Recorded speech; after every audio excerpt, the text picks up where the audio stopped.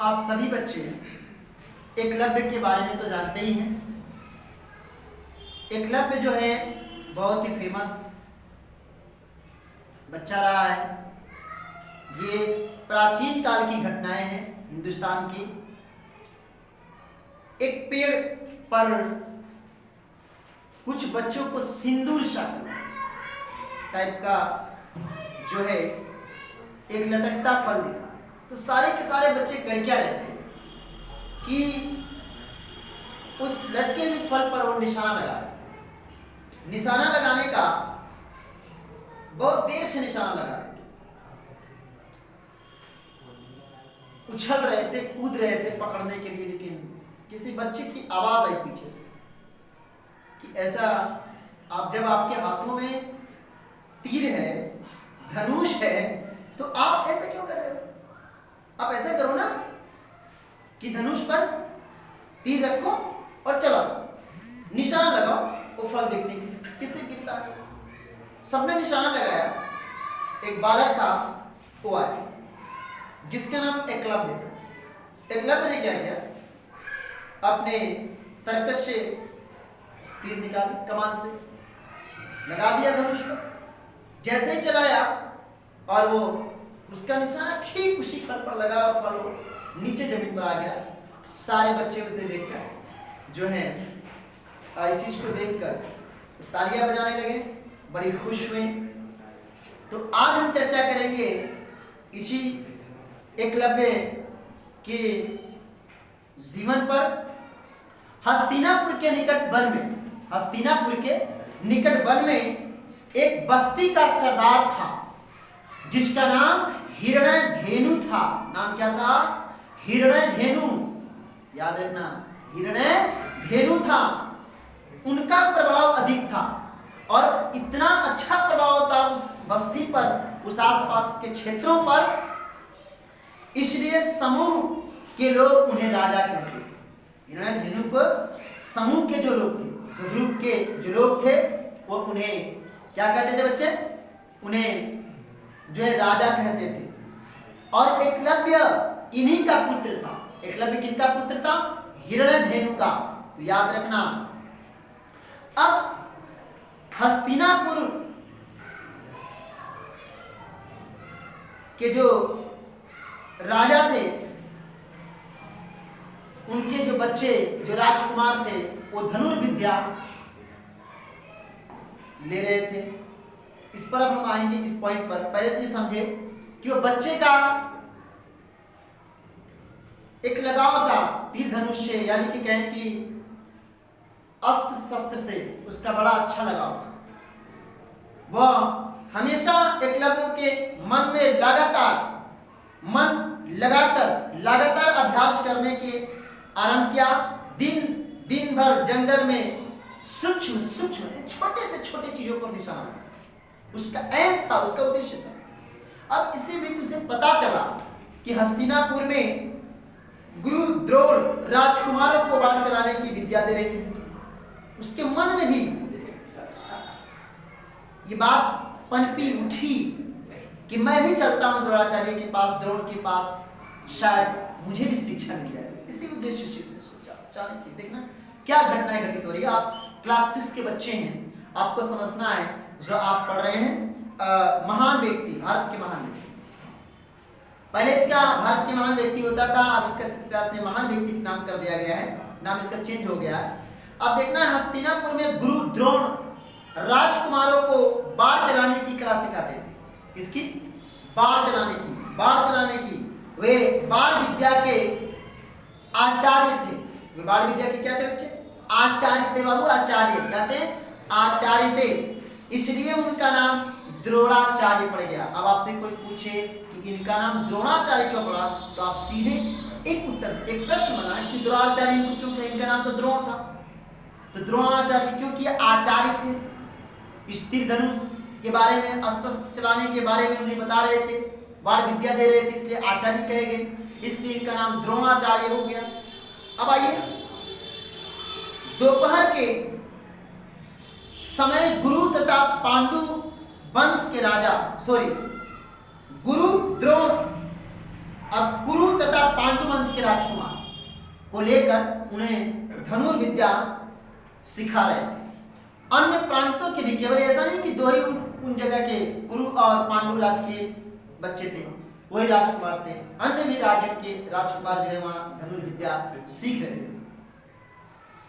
अभ्यास कर रहे थे। रणभूमि के भीतर जाने का साहस न होने के कारण एकलव्य किसी किनारे पर खड़ा हो गया और वहां पहुंचने के बाद वहीं खड़ा खड़ा राजकुमारों का अभ्यास देख रहा था।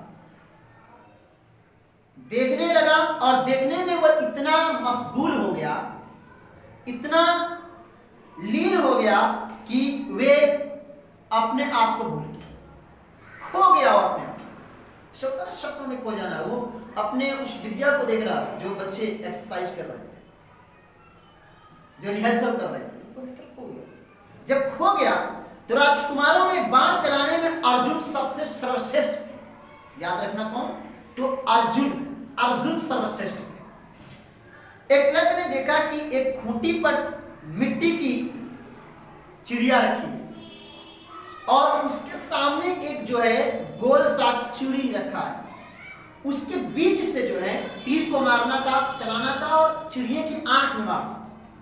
सब लोग बारी बारी से लगा रहे थे, किसी का निशाना नहीं लगा, लेकिन जैसे ही अर्जुन ने चलाया वो गोले से निकलकर चिड़िया की आंख में जाकर धंस गया। अब इस बालक द्रोण को रहा नहीं गया। जब इसको रहा नहीं गया तो इसने क्या किया? सुनिए, कहा वाह वाह, बहुत अच्छा प्रयास। उसने कहा वाह। ये चीज देखकर सारे बच्चे पीछे मुड़कर देखे, बालक खड़ा है, तंदुरुस्त पुष्ट बालक। द्रोण यानी कि द्रोणाचार्य जी ने भी उसको देखा और बालक को बुलाया। इस बालक के कौशल से प्रसन्न हुए, परिचय पूछने के बाद आने का कारण पूछा कि बताओ क्यों आए, किस लिए आए?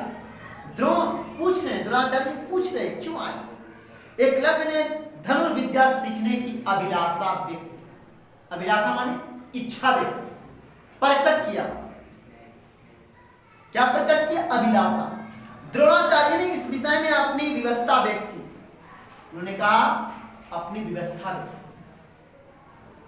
एकलव्य की सारी आशाएं क्षण भर में नष्ट हो गई। उन्होंने कहा कि नहीं, मैं आपको नहीं पढ़ा, क्योंकि मैं राजकुमारों को पढ़ाने, मैं राजपूतों को पढ़ाने के लिए आपको नहीं पढ़ा सकता।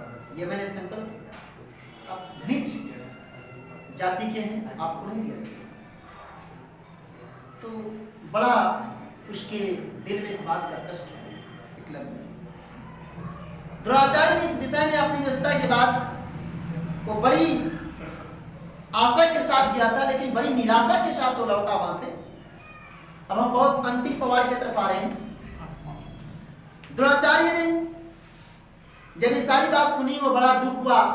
उसके बाद मैं तो आपको गुरु मान चुका हूं, इतना कहकर उनके चरण छूकर वह चल गया। अब एकलव्य देखिए कितना अच्छा लगा कि गुरु ने उसको स्वीकारा नहीं। है क्या बात है, गुरु ने स्वीकारा नहीं, लेकिन बालक गुरु स्वीकार लिया। और बालक ने जब गुरु स्वीकारा, चरणों को छुआ नम्रता पूर्वक और फिर वापस घर को लौट गया। जंगल में एक स्थान पर उसने द्रोणाचार्य की मूर्ति बनाई, स्टैचुअल बनाया, उनकी मूर्ति बनाई। मूर्ति बनाकर बरगद के पेड़ के नीचे रख दिया। शाम सुबह उस पर फूल चढ़ाता गुरु के चरणों पर, और दिन भर जंगल में घूमता और घूमकर छोटे से छोटे सूक्ष्म से सूक्ष्म चीजों पर निशाना लगाता बस। और देखते ही देखते वह बालक धनुर्विद्या के क्षेत्र में इतना अच्छा नॉलेज रख लिया कि अगर कहा जाए तो अर्जुन से भी ज्यादा धनुर्विद्या में कोई माहिर था तो एकलव्य था, अर्जुन नहीं थे। कौन था? एकलव्य था। एकलव्य ने प्रयास किया, एकलव्य ने मेहनत की, एकलव्य ने अपने गोल यानी कि अपने उद्देश्य को प्राप्त करने के लिए उसने छोटे से छोटे चीजों पर निशाना और कामयाबी भी हासिल की। देखना जंगल में एक अस्थान पर उसने द्रोणाचार्य की मिट्टी की मूर्ति बनाकर स्थापित की और प्रातः काल और संध्या समय उसकी पूजा करता था और दिन भर बाण चलाने का अभ्यास करता था। उसने संकल्प लिया कि मैं कामयाब होकर दिखाऊंगा। आप विद्यार्थी हैं, आप संकल्प करें कि मुझे डिस्ट्रिक्ट मजिस्ट्रेट बनना है, मुझे आईएएस बनना है, मुझे जज बनना है, मुझे देश का प्राइम मिनिस्टर बनना है, देश का जो है वैज्ञानिक बनना है, देश के लिए कुछ करना है, मुझे प्रवक्ता बनना है, प्रोफेसर बनना है। आप भी अपने लक्ष्य को मेहनत करें, पढ़ाई करें। जिस तरह से इसने अपने उद्देश्य से अपने लक्ष्य को बनाया। बहुत दिनों के बाद जब राजकुमार बाण विद्या में निपुण हुए, हो गए, तब जंगल में शिकार खेलने गए। यही राजकुमार जिनके पास गया था एकलव्य, जिस द्रोणाचार्य के शिष्यों के पास गया था, वही अब वहां पर वो पहुंच गया। अब ये लोग घूम रहे हैं जंगल में। जब जंगल में पहुंचते हैं तो एकलव्य भी घोड़े से जा रहे थे शिकार करने, अर्जुन भी थे, पांचों पांडव भी थे और भी लोग थे। इन्होंने निकाला बाण और ऐसा चलाया कि घोड़ा के पैर के चारों तरफ ऐसे तीर को गोलंबर से गिर दिया। न घोड़ा आगे बढ़ रहे हैं न पीछे जा रहे। इन्होंने सोचा कि अर्जुन के सिवा तो इस संसार में, गुरु ने कहा था कि अर्जुन तुम्हारे सिवा कोई इस संसार में नहीं है धनुर्विद्या में विद्वान, तुम ही एक हो और मैंने और किसी को शिक्षा नहीं दिया। फिर ये कौन है, चलो पूछते हैं। जब परिचय लिया तो उन्होंने बताया, सब कुछ बताया कि घोड़े पर ये लोग एक हिरण का पीछा कर रहे थे। उसकी घटना है कि अचानक बाणों की वर्षा हुई और जो जहां था वहीं रह गया। राजकुमार घोड़े से उतरे और उतरने के बाद उन्होंने देखा कि घोड़े के पैरों के चारों तरफ बाण पृथ्वी में धंसे हुए। पैरों में उनके घोड़े के नहीं, पृथ्वी के, मतलब ऐसा घेर रखा था। मान लीजिए पैर है घोड़े का, उसके चारों तरफ ऐसे न आगे बढ़ रहा था घोड़े, पीछे जा रहे थे। आगे बढ़ने पर जटाधारी एक युवक मिला जो एक मूर्ति के सम्मुख खड़ा था और मूर्ति थी किसकी? द्रोण, यानी कि द्रोणाचार्य। द्रोण क्यों कहते हैं, द्रोणाचार्य क्यों कहते हैं, समझ में आया? नाम का द्रोण और द्रोणाचार्य का आगे।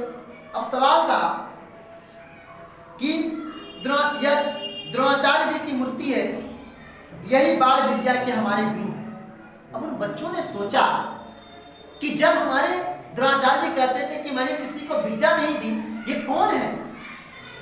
तब ये घटना जाकर वो अपने गुरु से बताते हैं। तो द्रोणाचार्य फिर आते हैं।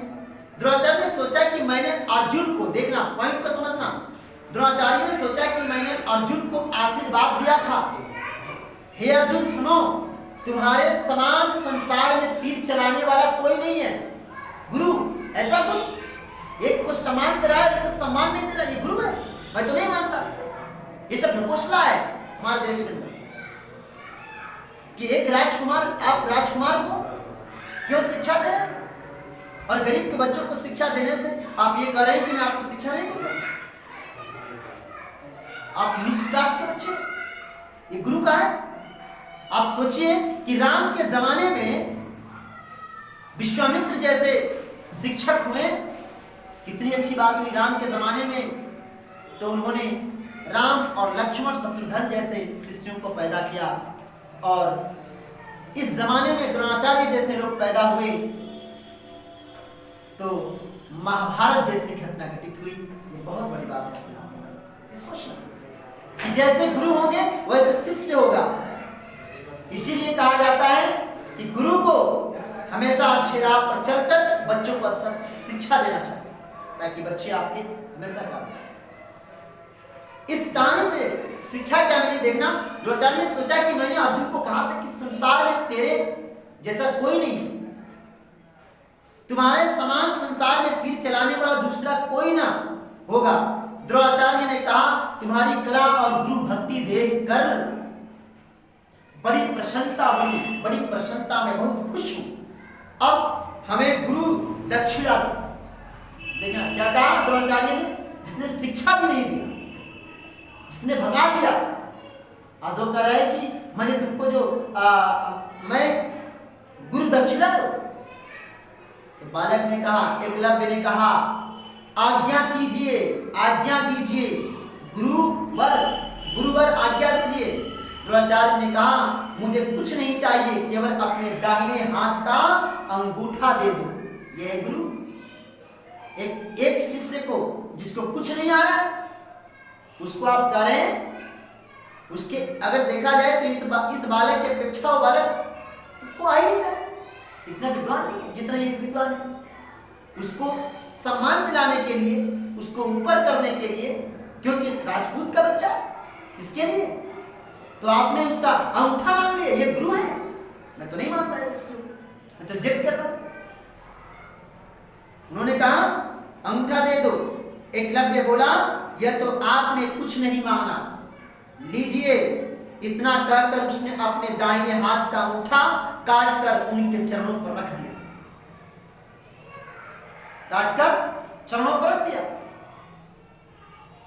ले लो, सम्मान दो।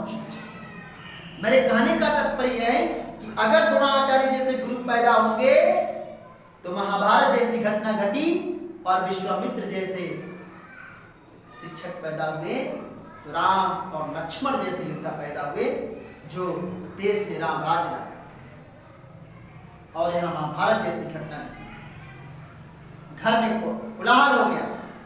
ये शिक्षकों की आज भी यही है, 1200 में लेकर आओ और शिक्षकों को रखो, पढ़वाओ। तो किसी ने कहा ना कि जितना पैसा उतना दाम, जितना काम उतना दाम, जितना दाम दिया उतना काम किया। तो 1200 देवो तो 1200 जितना पढ़ाएगा ना। तो शिक्षा व्यवस्था गड़बड़ हो रही है, गवर्नमेंट पर उसमें विचार करना चाहिए। आइए मैं एक सच बताऊं, श्रद्धा लभते ज्ञानम। एकलव्य से सीखिए, आप विद्यार्थी हैं, एकलव्य से सीखो। एकलव्य ने कितनी अच्छी बात की। सच है कि श्रद्धा लभते ज्ञानम, श्रद्धा लभते ज्ञानम। श्रद्धा से ज्ञान की प्राप्ति होती है। उसके अंदर श्रद्धा था ज्ञान प्राप्त करने की, तो महान बना श्रद्धा के साथ। और आज तक इतिहास के पन्ने में वो बच्चा का नाम अमर है और हमेशा सुनहरे अक्षरों में लिखा जाता रहेगा। यह है भारत की इतिहास के बुनियादी चीज़ों को हमने देखा, समझा और समझने की कोशिश किया। जय हिंद, जय भारत। फिर मिलेंगे अगले वीडियो में। हमारे वीडियो को लाइक, कमेंट, शेयर जरूर करें दोस्तों। जय हिंद, जय भारत।